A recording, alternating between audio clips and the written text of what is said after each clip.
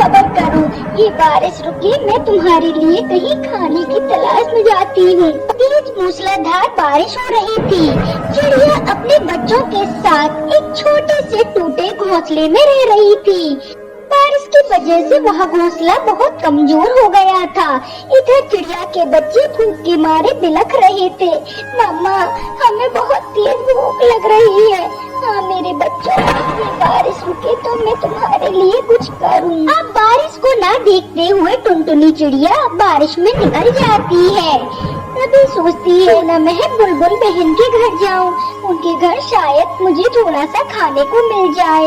ऐसा सोच के वह बुलबुल के घर जाती है। बुलबुल बहन, मेरे बच्चों के लिए थोड़ा सा खाने को मिल जाए तो मुझे दे दो। मेरे पास जब दाना हो जाएगा मैं तुम्हें वापस कर दूंगी। अरे टुनटुनी चिड़िया, तुम तो जानती हो कि 2 दिनों से तेज बारिश हो रही है। हम भी खाने को बहुत परेशान हैं। मैं तो वैसे भी मिट्टी के बर्तन बेच के ही अपना गुजारा करती थी। अब बारिश की वजह से मैं वहाँ भी बेचने नहीं जा पा रही हूँ। हाँ, पर अगर तुम मेरा काम कर दो तो मैं तुम्हें कुछ पैसे दे सकती हूँ। हाँ हाँ बुलबुल बहन, बताओ। अरे तुम ये मेरे मिट्टी के रखे हुए बर्तन बेच के आओ। वैसे भी यह बारिश में खराब हो रहे हैं, शायद उससे कुछ पैसे मिल जाए। पर बुलबुल बहन, इन मिट्टी के बर्तनों को इन भरी बारिश में कौन लेगा? अरे टुनटुनी, तुम अपने बच्चों की सोचो, तुम्हें उनका पेट भरना है या नहीं। ऐसा कहकर टुनटुनी मिट्टी के बर्तन बेचने चली जाती है। मिट्टी के बर्तन ले लो। उसकी आवाज सुनकर सुंदरी कौवी अपने घर से बाहर झांकती है तो देखती है कि मिट्टी के बर्तन बेचने वाली होती है। अरे ओ मिट्टी के बर्तन बेचने वाली, जरा इधर आ, ये मिट्टी के बर्तन कैसे दे रही है? अरे बहन, ये मिट्टी के बर्तन ले लो। अगर इनमें आप खाना बनाओगे तो आपके बच्चों की और आपके परिवार की सेहत अच्छी बनी रहेगी। ये टिकाऊ है या यूं ही? आप तो देख रही होगी इतनी बारिश में भी यह टिके हुए हैं। ठीक है, ये बर्तन मुझे दे दे। अब टुनटुनी चिड़िया वह बर्तन बेचकर उससे मिले पैसों को बुलबुल को दे देती है। लो बहन, आपके बर्तन के पैसे। अरे वाह टुनटुनी, तुम तो बड़ी जल्दी बर्तन बेचकर आ गई। ये लो कुछ पैसे। टुनटुनी चिड़िया जल्दी से अपने घर पर जाती है, पर जब वह घर जाकर देखती है तो उसका घोंसला वहाँ नहीं था। तेज बारिश में उसका घोंसला उड़ गया था। वह उधर उधर आवाज लगाती है, मेरे बच्चों कहाँ हो तुम? तुम्हारी माँ तुमको आवाज दे रही है। तभी टुनटुन चिड़िया की बहन, माँ हम यहाँ हैं, एक पेड़ में छुपे हुए हैं। टुनटुनी चिड़िया को बड़ी राहत मिलती है अपने बच्चों की आवाज सुनकर। वह उनके पास चली जाती है।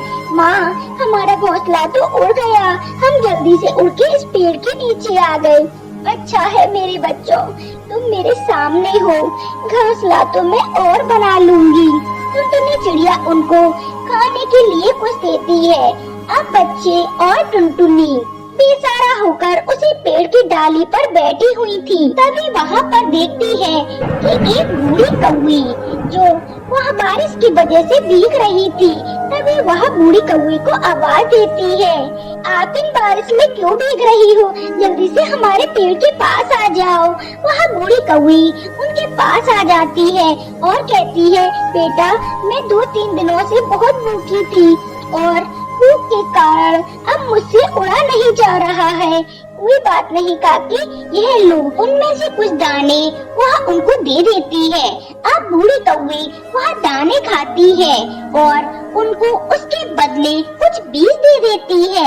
यह लो बेटी, इन बीजों को लो और एक खेत में गाड़ दो। अब दूसरे दिन टुनटुनी चिड़िया उन बीजों को उस खेत में गाड़ देती है और दूसरे दिन जब जाकर देखती है तो वह पेड़ एक बहुत बड़ा रूप ले लेता है और उस पर बहुत सारे फल लगे हुए थे। अब टुनटुनी अपने बच्चों को पेट भर के भोजन कराती है। उसके बाद टुनटुनी जब वही पास देखती है तो एक मिट्टी का घर भी बना हुआ था। मम्मा मम्मा, यह देखो कितना बड़ा मिट्टी का घर। हाँ बेटा, मैं वही देख रही हूँ, पर यह किसका है? अब टुनटुनी चिड़िया जब पास आकर देखती है तो वही बूढ़ी कौवी उस घर में थी। आओ टूनी बेटा, यह तुम्हारा ही घर है। आओ हम लोग सब साथ में इस घर में रहेंगे। तभी टुनटुनी अपने बच्चों के साथ और उस बूढ़ी कौवी सब लोग उस मिट्टी के घर में खुशी खुशी रहने लगती है।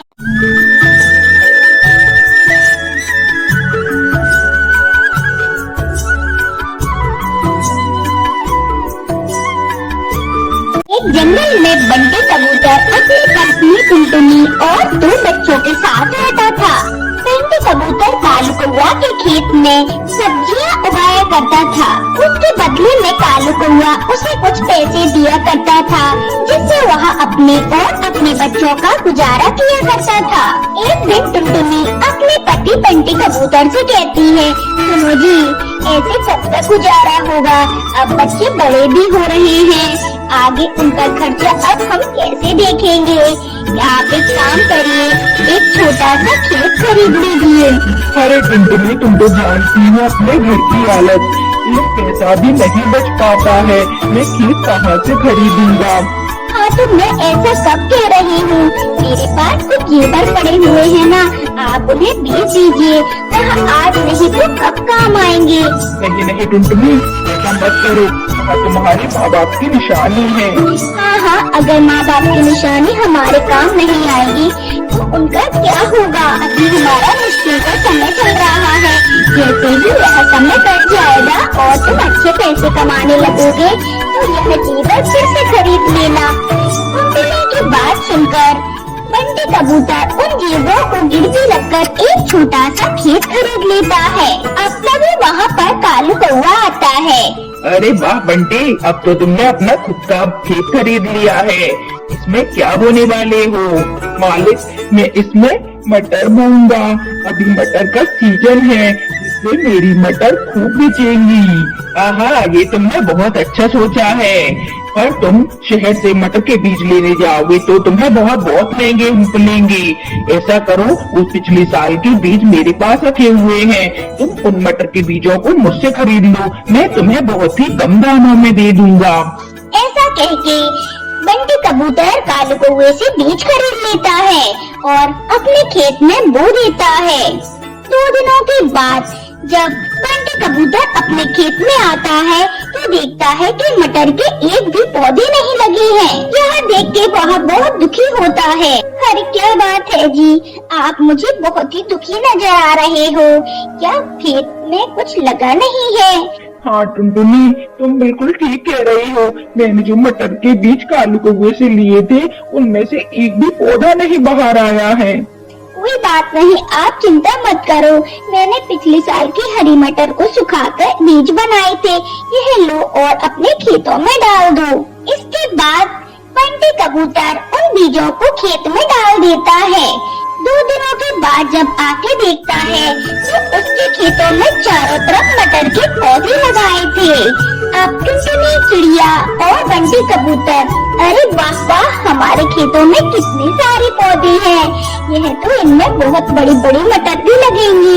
अब हमारे सारे दुख दूर हो गए जी। अरे हाँ हाँ टुनटुनी, तुम्हारे बीजों ने तो कमाल कर दिया, आज तक मैंने ऐसे मटर के पौधे नहीं देखे हैं।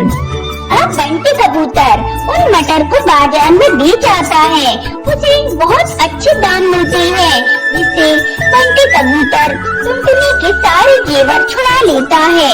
इधर कालू कौवा जब बंटी कबूतर के खेत में मटर के पौधे देखता है तो कहता है, अरे इसको तो मैंने खराब मटर के बीज दिए थे, इसके खेत में ये मटर के बड़े बड़े पौधे कैसे लहरा रहे हैं? लगता है इनने कुछ अच्छा सा खाद डाला हुआ है। क्योंकि कालू कौवा सबकी तरक्की से जलता था, वह नहीं चाहता था कि उस जैसे कोई भी और पक्षी बने, वह सबको अपना गुलाम बनाना चाहता था।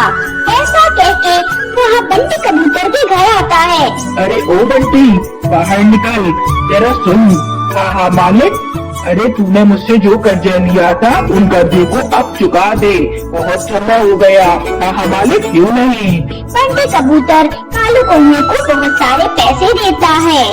अब कालू कौवा अपना सब मुँह लेके वहाँ से चला जाता है। बंटी कबूतर और टुनटुनी अब खुशी खुशी रहने लगते हैं।